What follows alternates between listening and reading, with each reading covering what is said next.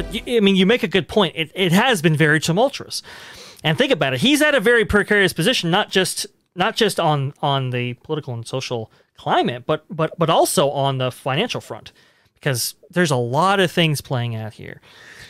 Obviously, Wall Street has taken a big interest in DTC, right? And Disney streaming and Disney Plus, right? Right. But not only is competition getting much more fierce, but remember those initial D23 buy-ins in November of 2019 that got everybody locked for 3 years. Those are coming up. Now, those might be a small contingent, and maybe even a smaller contingent actually leaves from that, right? Or maybe they're not retained. But think about it. If you don't retain them, even if you don't retain like 1 million, 2 million, or whatever, if it's a kind of a small number, that's a number that you have to work against to get yourself back up on track for what's expected to be the next quarterly earnings.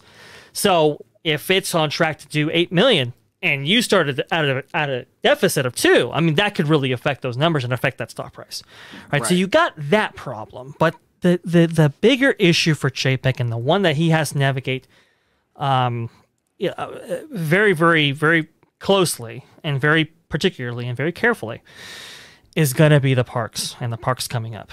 I mean, I know, folks, we don't like to bring in the real world, but this is the stuff implicating the company right now. We have to bring it up. Gas is a huge topic right now. I mean, in the last couple of weeks, we've seen dollars added, not just cents, right? I believe the average price of gas has exceeded $5 a gallon nationwide. That affects Disney Company tremendously. Oh, yeah. I believe you have a personal experience about this yourself, OG. Could you tell our audience? Yeah, no, absolutely. I went to Disneyland a few days ago, and I have a small car. I don't drive like a big SUV or anything like that. I have a small car, and I filled my tank before we went to the parks, and it cost me $75, nearly $80 to fill my tank. Okay. Now I'm a local. Okay. I'm a local. I have an annual pass or a magic key, you know?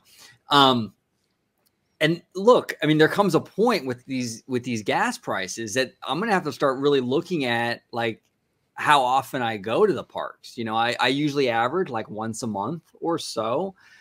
With these gas prices, living an hour and a half away from Anaheim, I don't know if I can go every month like that. That gets expensive. So now that's just me, but I'm sure there's a lot of people out there that are in the same boat, locals that just can't afford the gas right now to do those recreational activities, you know?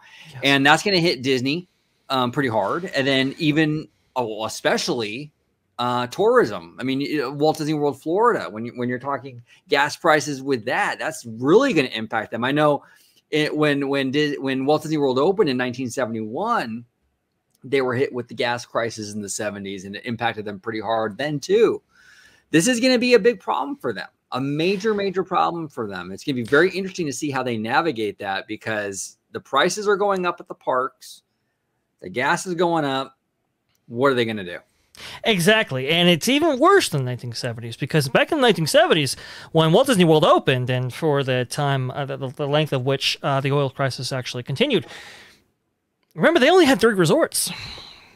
Now they have over 24. They have over 36,000 rooms now. And when people can't make it out to your vacation kingdom, when people can't fly down to Florida, when people can't drive down to Florida, imagine taking an RV with these kind of gas prices, parking yourself up on Fort Wilderness if you're going across the country. If they can't get down to your resort, who's going to fill those rooms? Right. And they've generated a lot of bad will with annual pass holders. I know quite a few who are like, hey, you know what? I'm done. I'm going to SeaWorld. This is going to be this could turn into a very tumultuous time for the Disney company. Walt Disney World could be a huge drag on the company, and we know that their revenue structure, I mean, theaters aren't quite back up and open. They haven't had really big hits on the theater front. DTC is still not necessarily at profitability levels, right? They're still losing money on that. The revenue generated is coming from the parks, experiences, and products division. That's where the bulk of the revenue is. And when you have shipping costs and freight costs going up, and the supply chain issues still continue. You now have closed off yourself to the European market in some respects with that whole conflict there affecting, I think, 8% of their business, right? And with these maybe upcoming issues with Walt Disney World, I mean, Chapek is on thin ice, and he, like you said, he does not have much room, much margin for error. No, he doesn't. And I wanted to say, we both, I think I can speak for both of us. We want Chapek to succeed because that's good for the company that we love, that we hold near and dear to our heart. Both of us here want to, want a Walt Disney Company that's hugely successful, right? When we bring this stuff up, it's not because we're trying to bash or be negative for the sake of negative. It's because we're really concerned. We're concerned about a company that we do care about deeply, and we want to see them do well. So this is very concerning on all fronts. Extremely. They're getting hit, and it's a really, like you said, a really tumultuous time right now.